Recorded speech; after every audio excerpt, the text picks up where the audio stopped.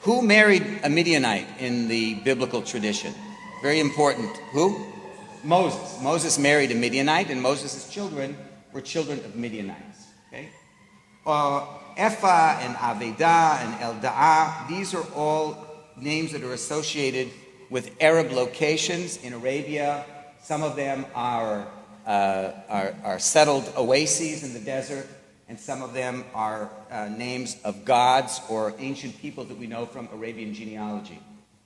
If we move down to verse 12, we'll see a reference to Hagar, who is defined here, identified as an Egyptian, and the names of her sons are Ishmael, and then Nevayot. These are the children of Ishmael, Kedar, Duma, Hadad, Tema, Yetur, Nafish, and Kedma. Now, these are names that are not very familiar to you, except maybe one there. How many people know a Hadad? Anybody know here people whose last name is Hadad? And what's their national background? Lebanese, somebody said. What else? Syrian, anybody know? An Egyptian? Hadad is an Arab name, and it's an Arab name here as well. The reason why there's so many Hadads still to this day is that the word Hadad means smith. It's true. Okay, so that's interesting. Maybe it's interesting. Here we have a close relationship between Abraham and his descendants, at least this line of descendants, who represent pastoral nomads, Arabs, and they're in a relationship that is both symbiotic, they need one another, and there's also a relationship of tension. Now, where's the symbiotic relationship here? Something very interesting. I think you'll find this, I find it anyway, very interesting. How does one worship in the ancient world? Through, what's the ritual of worship? Sacrifice. And in the Bible, there is a statement, a reference to what the sacrifice should be for God. There is a term in Hebrew. It is reach nichoach, which means a calming smell. Now, if any of you have been at the location of a burning sacrifice, you'll probably have known that it doesn't really smell like barbecue in the backyard. It smells like burning flesh and hair and entrails. It's not a pleasing odor. It's not pleasant. So in the archaeology of temples in the ancient world, you have the Holy of Holies where the gods dwelt, similar kind of arrangement also in the temple in Jerusalem. You have the sacrificial altar where the animals are sacrificed and burned, and in between you have an incense altar so that the gods will smell the good smell instead of the unpleasant smell of the burning of the sacrifice. And where does incense come from? There's no incense grown in the Mediterranean area. Incense all comes from, you notice this here? Incense coast? Incense derives from South Arabia. South Arabia. And there are some words there in the genealogies that relate to South Arabia. Go back to that first paragraph. Sheva is Sheba, probably the place where the queen came from as well.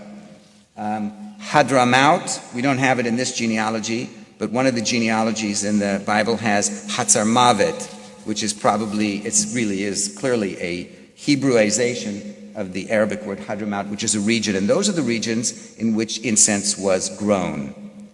Then incense had to be transported north from here up into the Mediterranean. It went to Gaza, which was the closest port, and then it was sent around the Mediterranean to all the places where polytheistic sacrifices were held and where biblical sacrifices were held in the land of Israel as well. Who transported that incense from the south?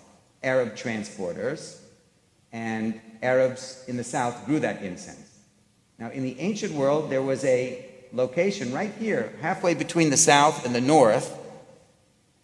We call it Mecca today. It was an ideal place for the Teamsters Union of the ancient Arabian world to have their headquarters because it was in a perfect location to transport material from the south up into the north.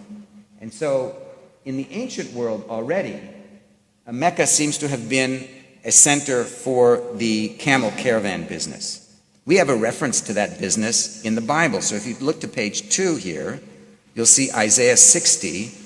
This is a reference, this is a prophecy of what's going to happen in the future. Dust clouds of camels shall cover you, camels of Midian and Ephah. And by the way, Midian and Ephah were children of Abraham in these earlier genealogies. They shall come from where? Sheba, Sheva. And they shall bear gold and incense, and shall herald the glories of the Lord. All the flocks of Kedar shall be assembled for you. The rams of Neviot shall serve you. Kedar and Neviot are also in the genealogies, children of Abraham.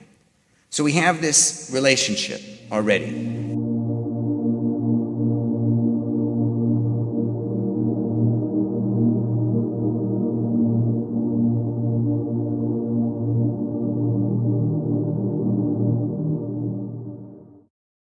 إن أول بيت وضع للناس للذي ببكة مباركا وهدى للعالمين.